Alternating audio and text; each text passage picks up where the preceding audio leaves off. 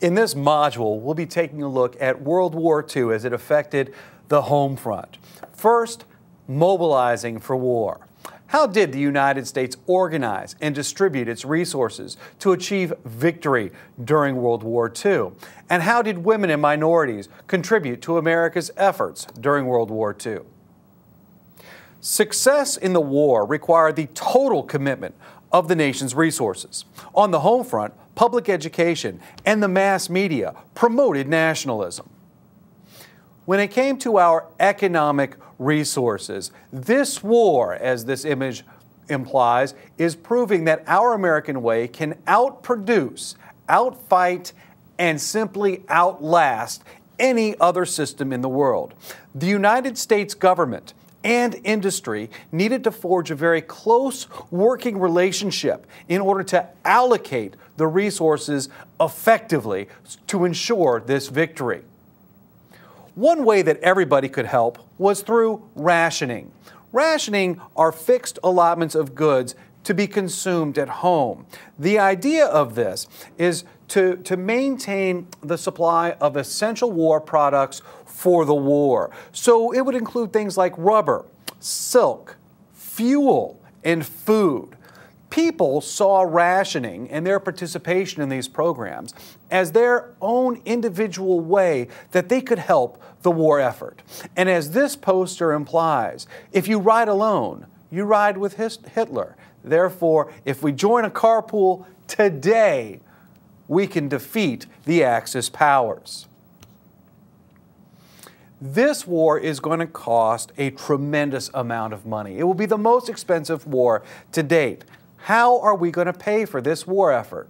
Well, we want to keep this horror from our home. So income taxes are going to be increased drastically. War bonds will need to be sold. And a war bond is when an individual would purchase a bond from the government, that is, allow the government to use that cash immediately for the war, and then after the war, the person could turn in that bond and collect their cash back with a little bit of interest. Americans took great pride in buying bonds to assist the war effort. As you can see from this poster, invest 10% of your income in war bonds, and you will be helping do your part. Even celebrities got in on the action. Celebrities were used to help sell the war bonds. They would make personal appearances in cities and towns all across the United States trying to sell war bonds. They would give autographs and raise money to fight this war.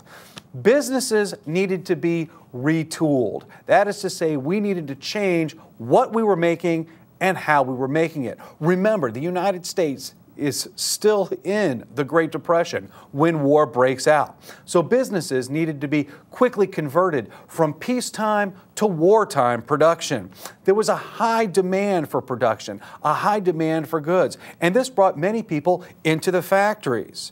Note that this is going to be what brings the United States out of the Great Depression, bringing Americans back to work to produce in order to fight this war.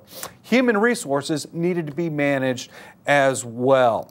As you can see from this image, this is a factory where once cars were made, now we're going to make tanks. When it came to those human resources that needed to be allocated, the American people were perhaps our greatest resource, which allowed the Allied victory in World War II. We had people who were ready to go to work. One of those jobs that was desperately needed was to build up the United States Army, which was pathetically small.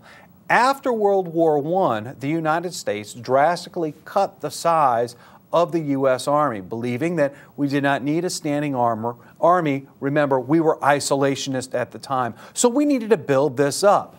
First, we're going to call for volunteers, and many Americans are going to show up to volunteer, but it's not going to be enough. The United States government is going to initiate the Selective Service, which is used to draft the needed men to fill the positions in the U.S. Army, Navy, and Air Force.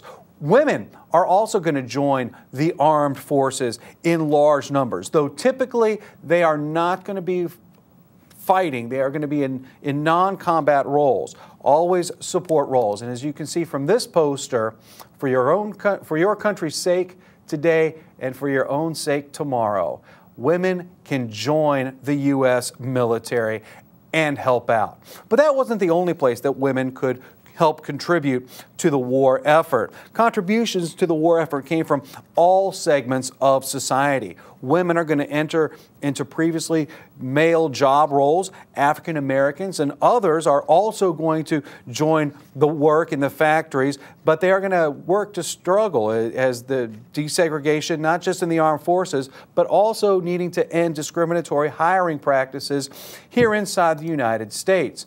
This was a very common problem, and as you can see from this Dr. Seuss cartoon, where the discriminating employer is out in front with a very large tank, calling back, "I'll run democracy's war, you stay in your Jim Crow tanks." And if you look closely, those tanks are simply being pulled, and that is the Jewish labor and the black labor who are being prejudiced against by the discriminating employer. When it came to women in the workforce, they knew we could do it, that with the efforts of the women, we could actually defeat the Axis powers. Women increasingly participated in the workforce, doing jobs that had only been done by men before. Now women were stepping up as they went into the factories and did these jobs just as well. The symbol for this movement was this woman right here, Rosie the Riveter. She was not a real woman, but she was the subject matter of posters, of propaganda, of songs, and of plays to encourage women to get out into the factory and do their part to help out. When it came to African Americans, many African Americans continued to migrate to the cities in search of jobs. This is another surge of the Great Migration, a continuation. If you recall, after the Civil War, the Great Migration began and it lasted through World War II. After all, these men and women are also looking for jobs, economic opportunity, and perhaps in the North, they would not be discriminated against as much. Unfortunately for them, they found that they were subjected to great discrimination, great prejudice, and segregation in the workforce, even in the factories.